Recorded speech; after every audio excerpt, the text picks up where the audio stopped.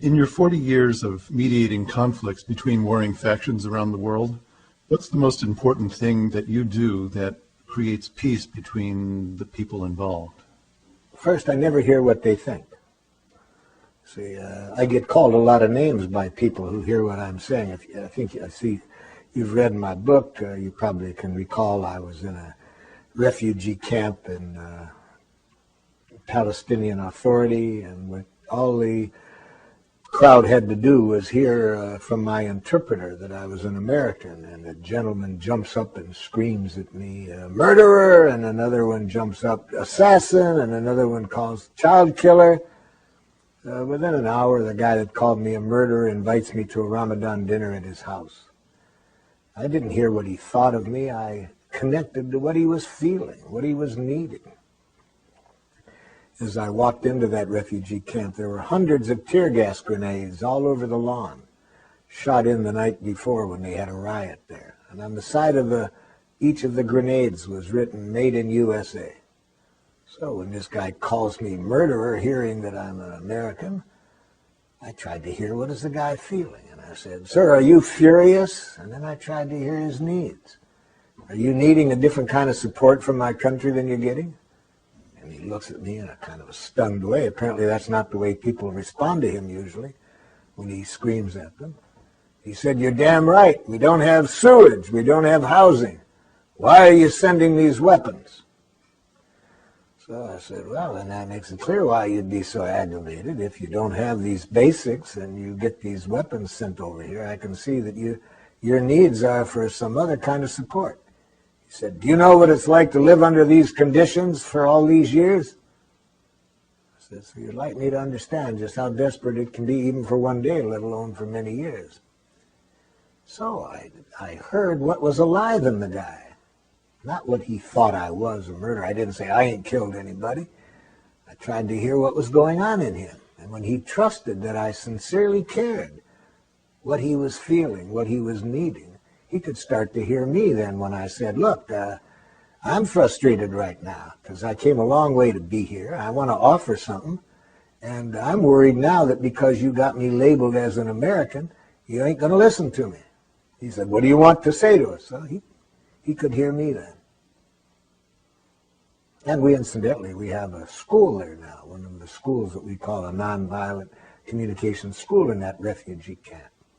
And whenever I go to that region, I'm well received hospitably in that refugee camp. But I had to see the human being behind the names that he was calling me. Being called a name is not the same as being violently attacked by terrorists. Do you feel that there is ever justification in using violence or aggression when responding to such an attack? Here, I would say no to violence or aggression, yes to the protective use of force. There are times when we need to use the protective use of force, but never violence and never punishment. The protective use of force is necessary when another person, for whatever reason, is not willing to communicate, and meanwhile, their actions are threatening our needs. So we need to take whatever action can be made to protect against that happening. But we can do that without violence. Gene Sharp's writings show how throughout history people have defended against even armies and violent armies coming at them through the protective use of force.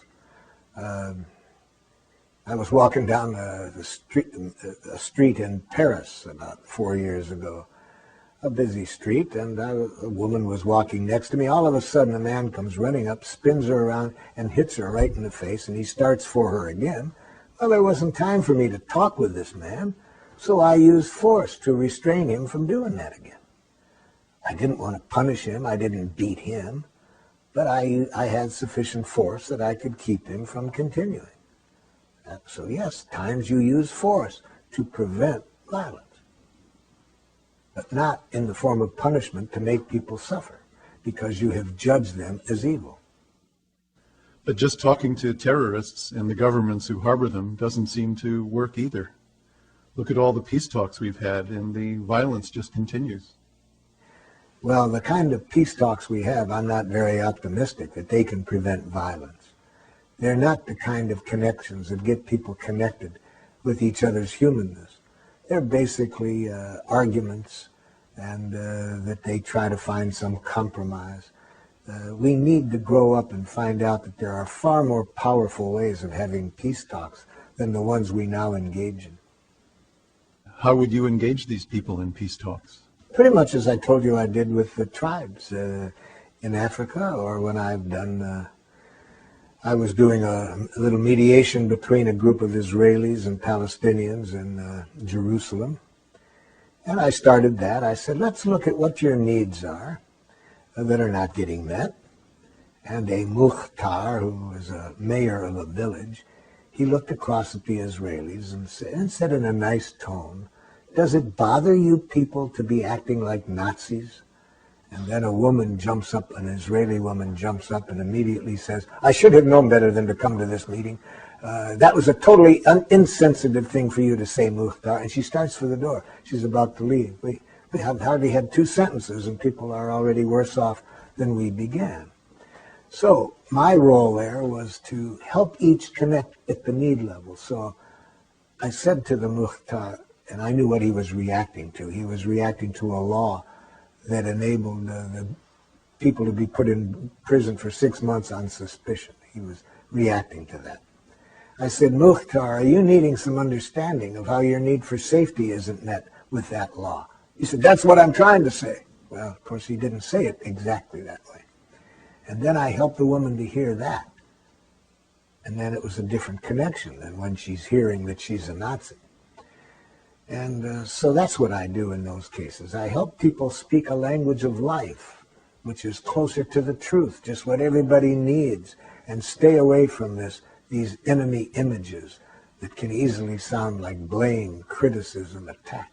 And unfortunately, most people aren't taught the language that I am suggesting, so I have to loan it to them when I do mediations at that level.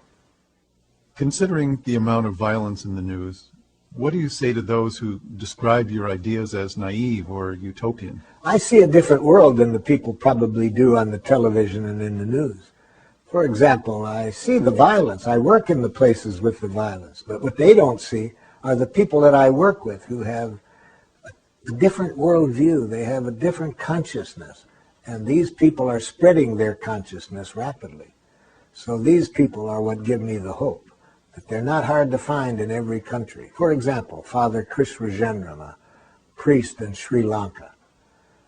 He's doing incredible things there, using our training to get the both sides that have been at war to do reconciliation work. He has an orphanage of kids that have been orphaned by the war from both sides, and he's showing these kids now how to relate to each other in a different way. So in many countries now, I'm working in about 35 countries, and I see that kind of person every day in my work. So I see a different world than the people see on the television. I'm not naive. I see the suffering. I was in a refugee camp not long ago in Sierra Leone, and I was working with a French physician was accompanying me on this trip, and when the director of the refugee camp heard that she was a doctor, he said, would you come with me? There's this child that's not very well. And I followed her over, and she was leaning over the child and the mother, and I said, Pascal, what's the matter? She said, the baby's dying of starvation. I said, why? She said, the mother's dying of starvation. And I turned to the refugee camp leader, and I said, why is this woman starving? He said, well, why is this child starving? He said, we lose 7 a day. You see. So I've seen this. I'm not naive. I know what's going on. I work in Rwanda. There are people that have had everybody in their family killed. So I know what can happen in this world. But I'm working with people all over the world that tells me it doesn't have to be that way. There's people who have survived all of that and never lost a consciousness that that isn't what our nature is. There's nothing we human beings like more than to contribute to one another's well.